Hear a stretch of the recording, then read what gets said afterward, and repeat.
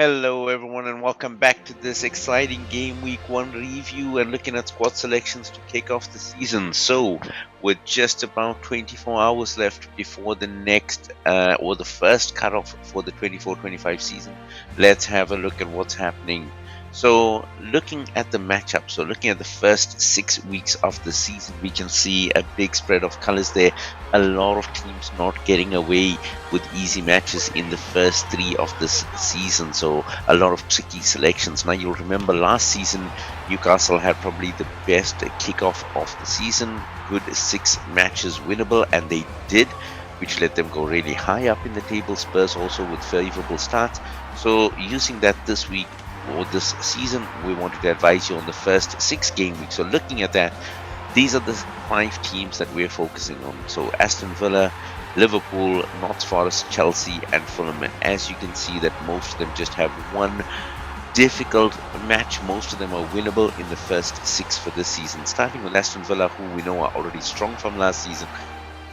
They have the top forward from last season, Ollie Watkins there. They've picked up a few midfielders and lost a few midfielders as well, but all in all, should have good winnable games. Looking at Ipswich, Leicester, Everton in their first 6 as well. The one against Arsenal, but if you rotate your players, you should be able to rotate out.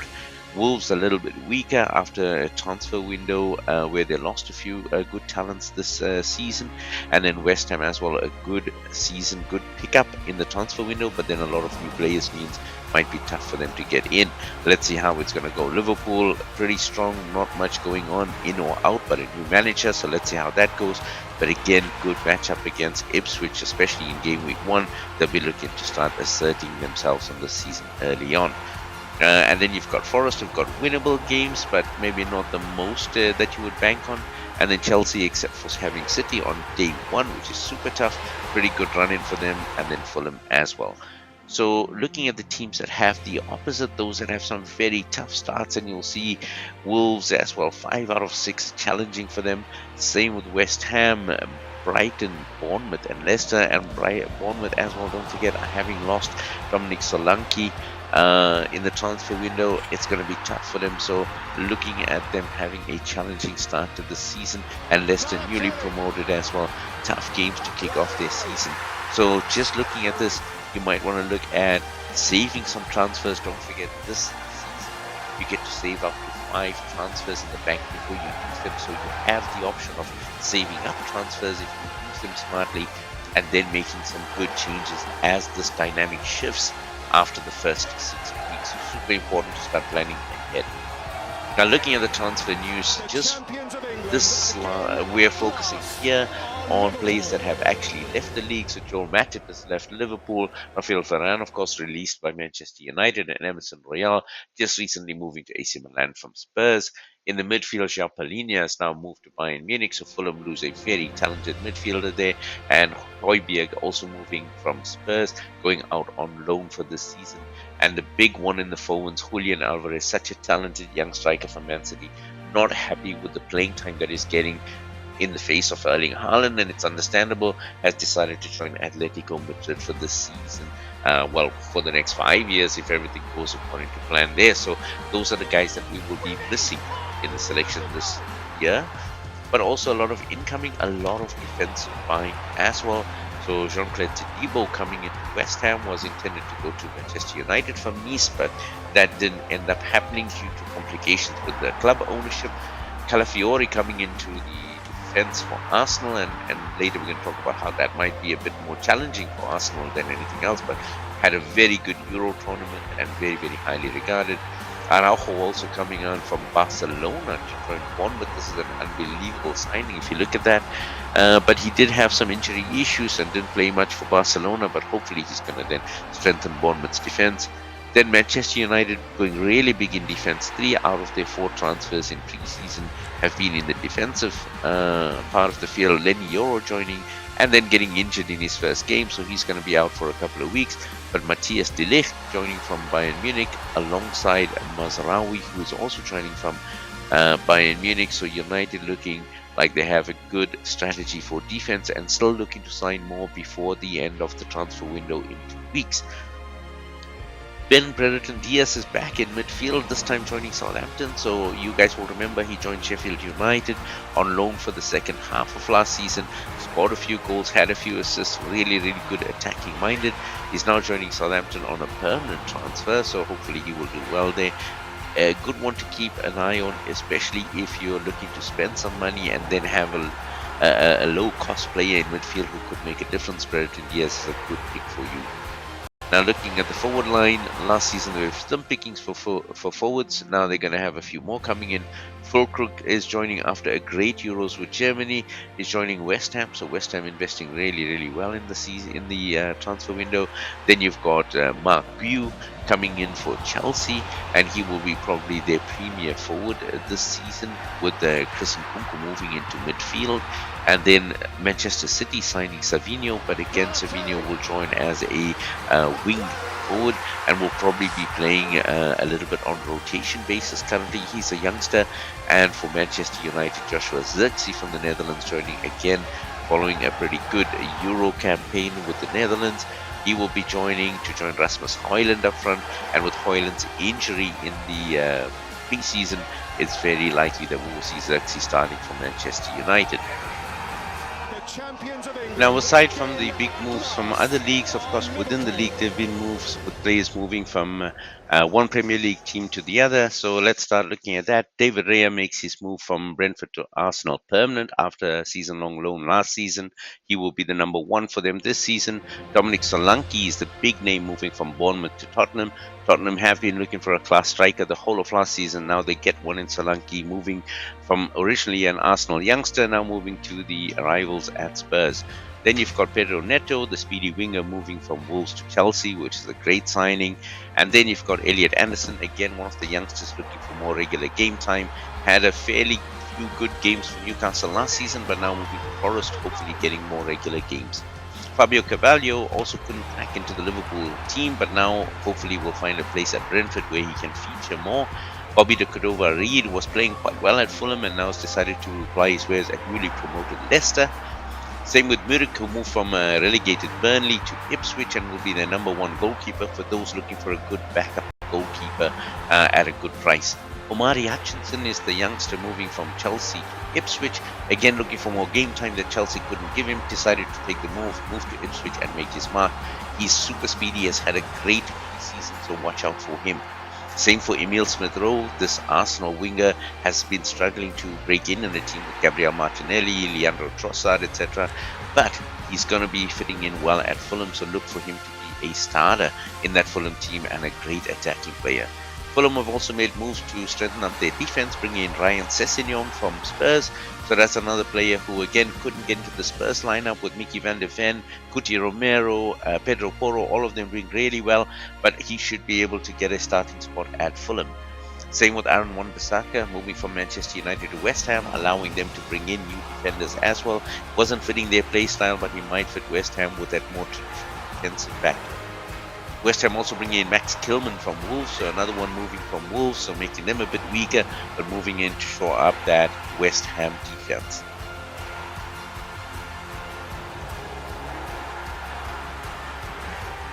And now looking at Aston Villa, we can see four players moving into Aston Villa. Ian Maatsen is a youngster from Chelsea who, again looking for more game time, has decided to move to Aston Villa to further his career. Ross Barkley coming in from relegated Luton. Now Ross Barkley is quite an experienced Premier League campaigner, a cool head that Aston Villa might want to use, especially when they need to go to Europe, so they need to have some backup within the Premier League. They've also brought in Cameron Archer, the young striker from Sheffield United, who of course was relegated last season, but now has joined Aston Villa as a backup striker to Ollie Watkins and John Duran. And of course Amadou Onana moving from Everton to Aston Villa. So Onana was quite favoured to move to Manchester United and other clubs, but finally deciding to jump into Aston Villa, where he will plug up the gap left by the movement of Douglas Luiz to Serie A. Now let's look at the players, starting with the back lines.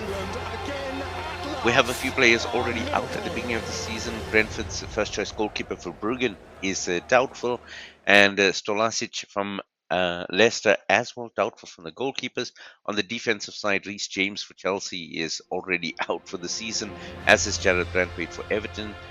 Fabian Skar still doubtful for Newcastle, and Sven Botman is still out. Tomiyasu is out from Arsenal, but with their defense, I don't think he will be missed currently. Estupinan still out for Brighton, so they're going to have a tough start to the season. Connor Cody from Leicester, one of the talented young defenders from there, also expected to be in the transfer market, but because of injury is going to be remaining with Leicester for now.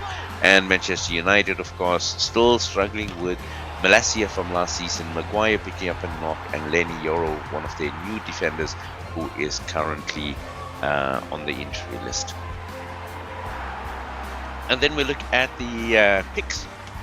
So based on the fixtures this start of the season, we're looking at Bernd Leno, who did really well last season. Fulham have a pretty good run of games, as do Aston Villa, so Emi Martinez might be one that you want to look at.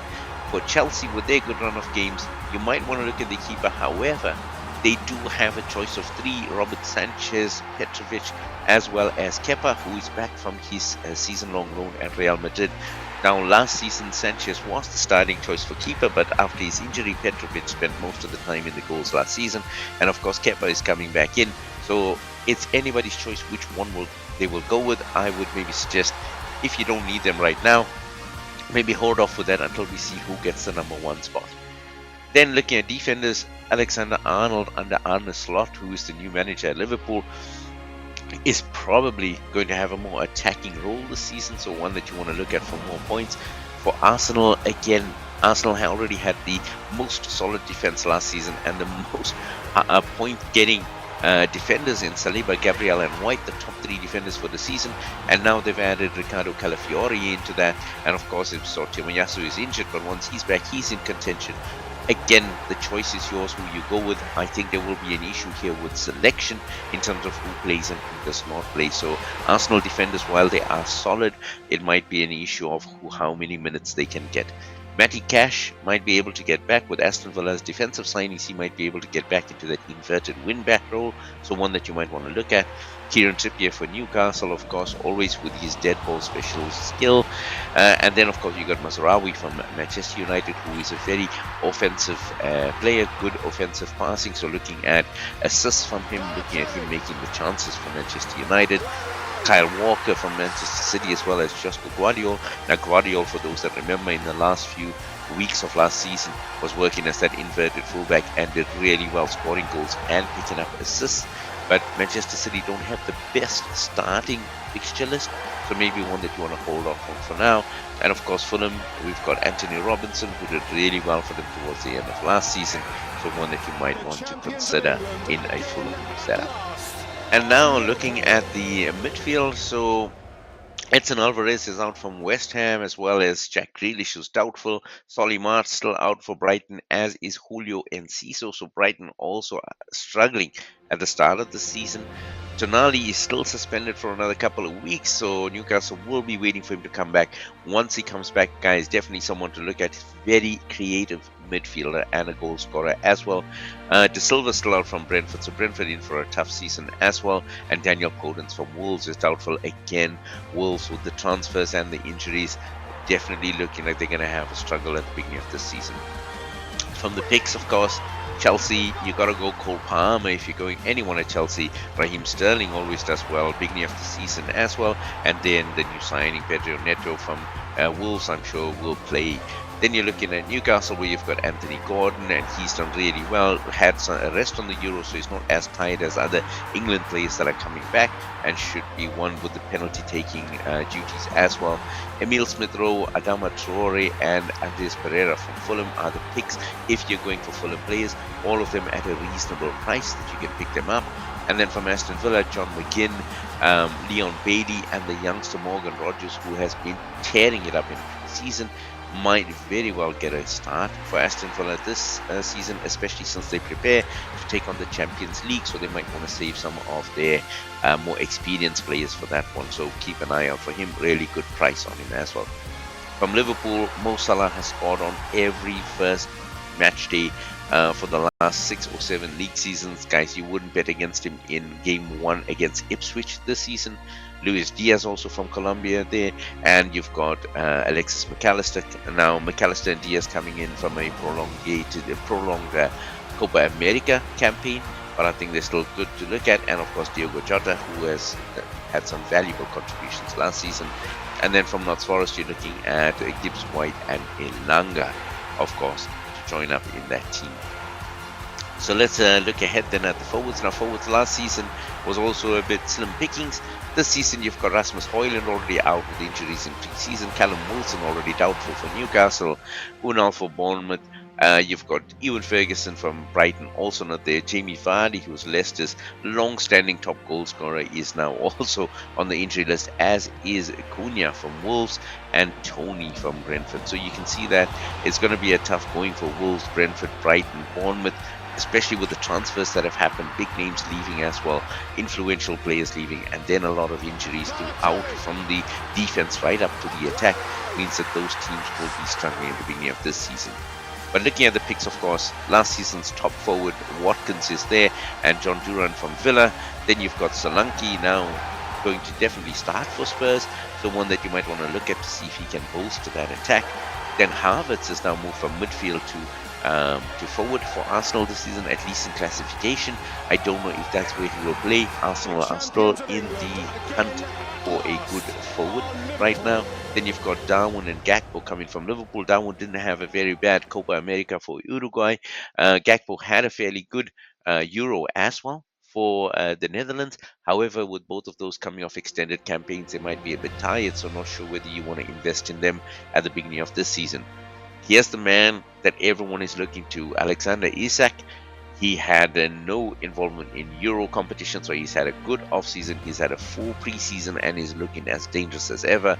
Newcastle have a very good match at the beginning of this season, so definitely one that you want in game week 1 and a good captaincy option, possibly. You've got Erling Haaland, who we can never leave out, even at 15, the most expensive player ever in Fantasy Premier League. However, don't forget, guys, that Erling Haaland has scored a hat-trick against Chelsea in a preseason match just a week ago. Can he do it again on game day 1? We'll only know when we find out. But he is expensive, and we're going to talk about team selections with Erling Haaland in a little bit. Chelsea's got a new striker coming in, just joined from Barcelona, Marc Guiu. He is a talent, and it depends on whether they will play him or Nicholas Jackson, who had a fairly okay season last season, but had a few glaring misses as well. But with Chris Nkunku being preferred by Enzo Maresca to play more in the midfield and being classified as a midfielder this year, you might want to see Marc Guiu coming in there. Then you've got Roberto Muniz from Fulham is an option for a good striker, possibly to use as a third striker at a good price. Chris Wood and Awani also from Nottingham Forest. Both of them did well last season, picked up a lot of goals and a few crucial points for managers that we're looking at them. Now, let's look at the setups that we could possibly have. Now, this one is called a high cost setup because it involves 3 of the highest cost players that are in the Premier League. That is Erling Haaland at 15, Mo Salah at 12.5, and Cole Palmer at 10.5. If you want to put the 3 of them in, you're going to have to make sacrifices elsewhere. Between the 3 of them, that's around 37.5 or 38 million that is being spent just on 3 players, which means you've really got to be frugal at the back.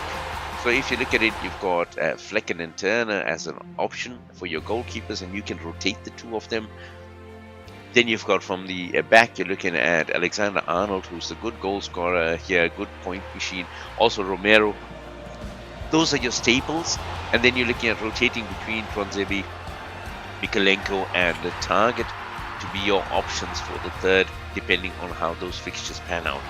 In midfield as well, you want Palmer and Salah there. They're always going to be the ones that you're looking at, also sharing captaincy along the way. I've also backed in this particular setup Emile Smith-Rowe to shine at Fulham, because I really do think he's a good talent, and Amad Diallo at Manchester United, who's also had a stunning preseason following the good end to last season where he's got a lot of crucial goals. He's looking fresh, he's looking fast. Definitely a good pick at 5 million. He's a steal. And then just as a filler, Leandro Dendoncker was the best pickup here for 4.5 million. If you can get someone cheaper, is probably just going to sit on the bench for most of the time in your team lineup until you can maybe pick someone else up at that price. And then up front, of course, top two forwards from last season, Watkins and Haaland. So you can see that's a lot of money spent up front. And then Mark Liu, because he's young, because he's just come into the Premier League, is going at a steal at 5. Really, really good option to put on the bench for a forward who might get goals as the Chelsea games go through. Again, Chelsea have a tough game week 1, but game week 2 to 6, you might see him play, and I dare say you might see him score. So that's the options if you want to keep Palmer, Salah and Haaland in your lineup. Those are some options you can have. The next one we're going to look at is looking at last season's top performers and seeing how that will play out.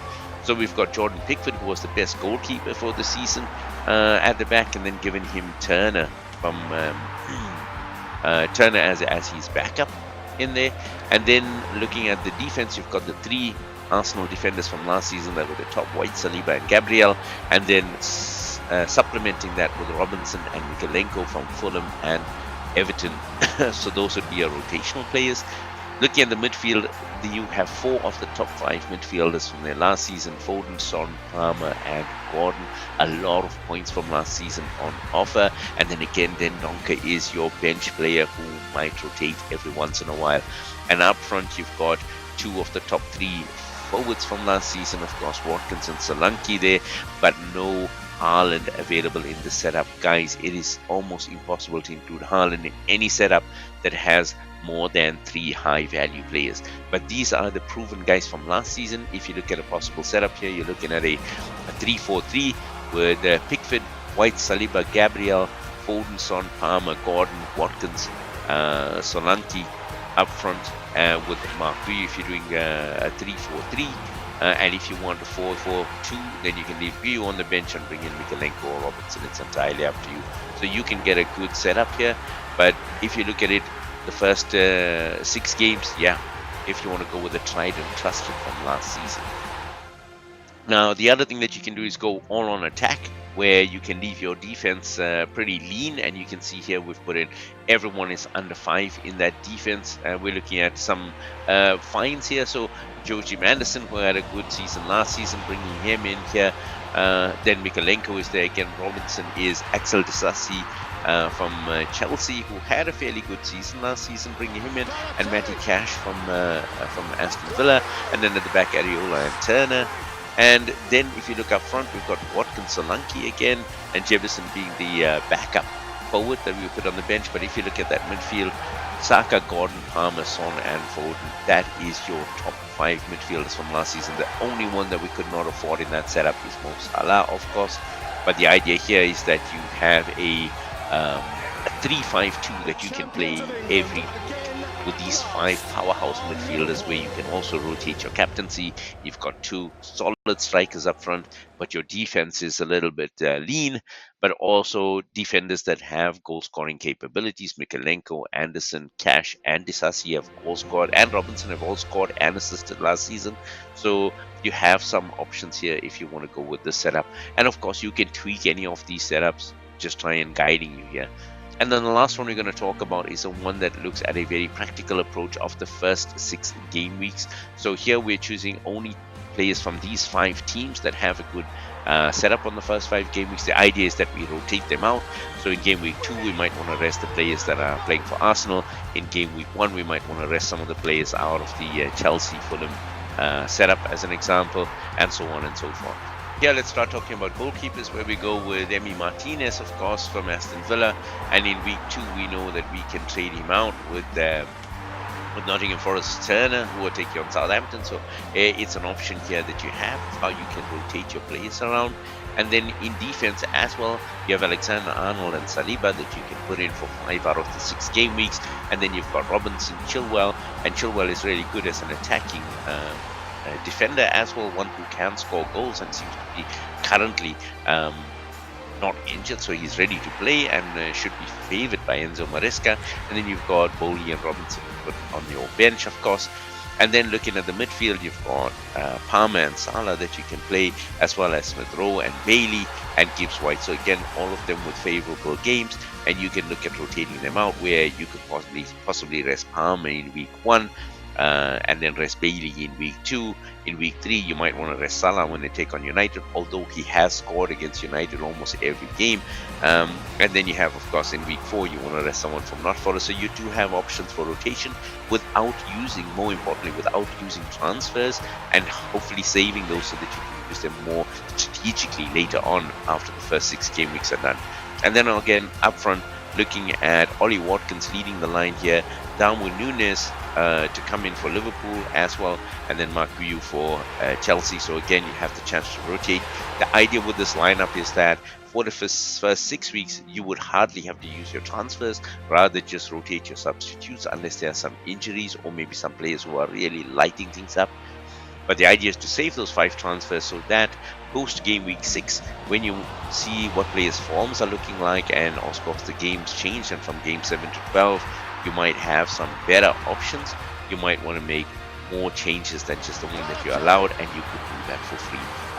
So with that, guys, that's the strategy for the first game week. Looking forward to you guys making your selections. Looks like we already have 10 teams signed up for the league, so that is exciting. If more join, that would be excellent. But looking forward to having a good 24-25 season. Good luck to you. Looking forward to the first game week review. Don't forget that the deadline is tomorrow on Friday, on the 16th of August. I think it's at 4 p.m. But make sure that you check your app for that and get that done. But good luck, and look forward to speaking to you next week. So long for now.